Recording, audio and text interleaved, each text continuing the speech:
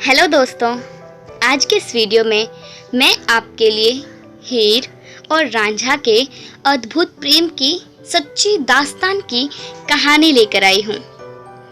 तो आइए कहानी को शुरू करते हैं। यह कहानी उस समय की है जब हिंदुस्तान और पाकिस्तान एक थे, अर्थात उनका बंटवारा नहीं हुआ था। हीर रांझा की यह अद्भुत प्रेम कहानी पाकिस्तान से शुरू हुई थी। रांझा का जन्म पाकिस्तान में स्थित चिनाब नदी के किनारे तखत हजारा नामक गांव में हुआ था और उसका असली नाम डिद्दो था। रांझा तो उसका उपनाम था। रांझा के पिता उस गांव के मुख्य जमींदार थे। उनके पिता का नाम मौजूदा चौधरी था। रांझा के 4 भाई थे और इन चारों भाइयों में रांझा सबसे छोटे होते थे। छोटे होने के कारण यह अपने पिता के सबसे ज्यादा प्रिय पुत्र थे। इनके तीनों भाई अपने खेतों में कड़ी मेहनत करते थे और यह पिता के लाडले होने के कारण अपने भाइयों का काम में हाथ न बटाकर हमेशा बांसुरी बजाया करते थे। इन्हीं कारणों की वजह से इनके भाई इनसे बहुत ज्यादा नफरत करते थे। जब रांझा की उम्र मात्र 12 वर्ष की थी, तभी उनके सिर से उनके पिता का साया उठ गया और कुछ बातों को लेकर उनके साथ उनके भाइयों में विवाद हो गया। वह अपने भाइयों से अलग होकर एक पेड़ के नीचे बैठकर बांसुरी बजाया करते थे और अपनी शहजादी के बारे में सोचते रहते थे। रांझा बचपन से ही बहुत ही आशिक मिजाज का था। उसे खूबसूरती से इतना लगा था कि वह अपने मन में ही अपनी शहजादी की प्रतिमा स्थापित कर ली थी। एक बार वह पेड़ के नीचे बैठकर दुखी मन से अपनी शहजादी के बारे में सोच रहा था, तभी वहां से गुजर रहे एक पीर ने उसे देखा और उसे दुखी देखकर उन्होंने उससे पूछा, तुम इतने दुखी क्यों हो? तब रांझा ने उन्हें स्वरचित प्रेम गीत सुनाया, जिसमें उन्होंने अपनी शहजादी का बढ़ा चढ़ाकर वर्णन किया था। यह सुनकर पीर ने उन्हें बताया कि तुम्हारी सपनों की शहजादी केवल हीर नामक एक लड़की ही बनेगी। पीर द्वारा इतना सुनने के बाद रांझा अपने हीर की तलाश में निकल गया। एक रात राम जाने मस्जिद के अंदर बिताई। अगली सुबह होते होते वह वहां से अपने सपनों की शहजादी को खोजने के लिए रवाना हो गया। वह चलते चलते एक दूसरे गांव में पहुंच गया, जो कि हीर का गांव था। हीर का जन्म सियाल जनजाति के संपन्न जाट परिवार में हुआ था, जो जगह उस समय पंजाब में थी। हीर को देखते ही रांझा समझ गया कि उसके सपनों की शहजादी वही लड़की है। हीर बहुत ही सख्त दिमाग की लड़की थी। एक रात ऐसा हुआ कि रांझा हीर की नाव में ही सो गया। यह देखकर हीर गुस्से से आग बबूला हो गई और जैसे ही उसने रांझा के सिर से कंबल हटाया, वह उसे देखते ही रह गई, क्योंकि रांझा बहुत ही हट्टा कट्टा और रूपवान था। तब रांझा ने उसे अपने सपनों की बात बताई। हीर रांझा पर फिदा हो गई और उसे अपने घर ले गई। वहां पर उसने रांझा को नौकरी पर रखवा दिया। हीर के पिता ने रांझा को मवेशियों को चराने का कार्य सौंप दिया। मवेशियों को चराते समय वह बांसुरी बजाया करता था और इसी बांसुरी की धुन पर हीर मंत्रमुग्ध हो जाती थी और उनका प्यार रांझा के प्रति बढ़ता ही गया। वे दोनों एक दूसरे से कई सालों तक गुप्त जगह पर मिलते रहे, परंतु हीर के चाचा को इस बात की कहीं से भनक लग गई और उन्होंने हीर के पिता चूचू और माता माल को ये बात बता दी। बात का पता चलते ही हीर के माता पिता ने रांझा को नौकरी से निकाल दिया और उन दोनों के मिलने पर रोक लगा दी।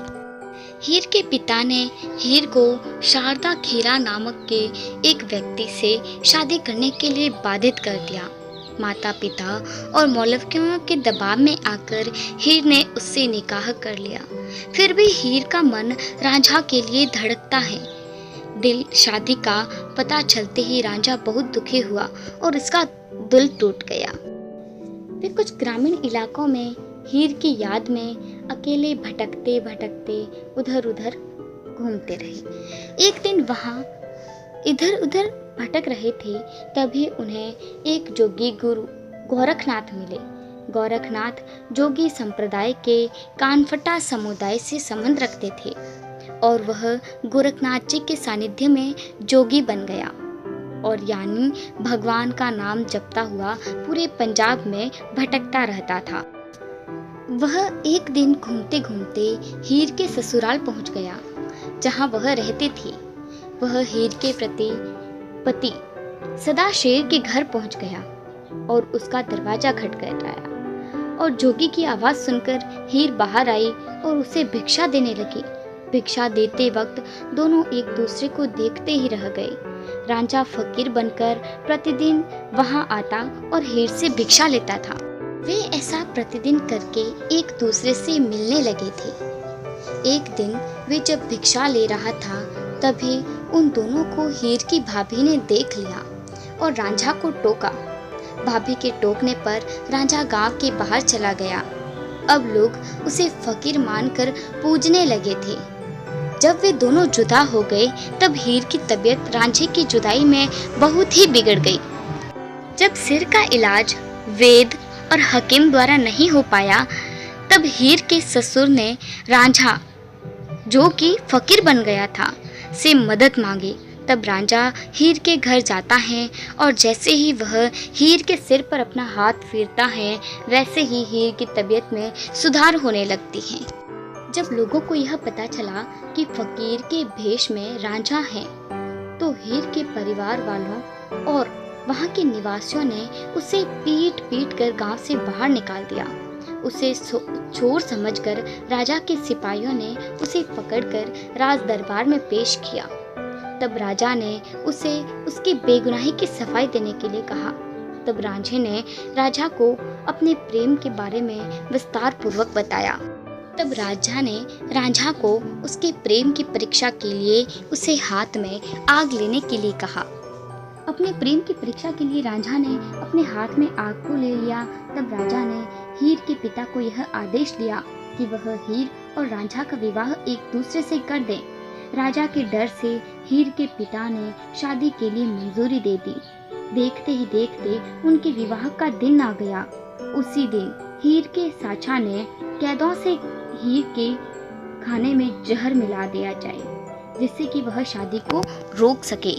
इस बात का पता जैसे ही रांझा को चला वह भागता हुआ वहां आया, पर तब तक देर हो चुकी थी।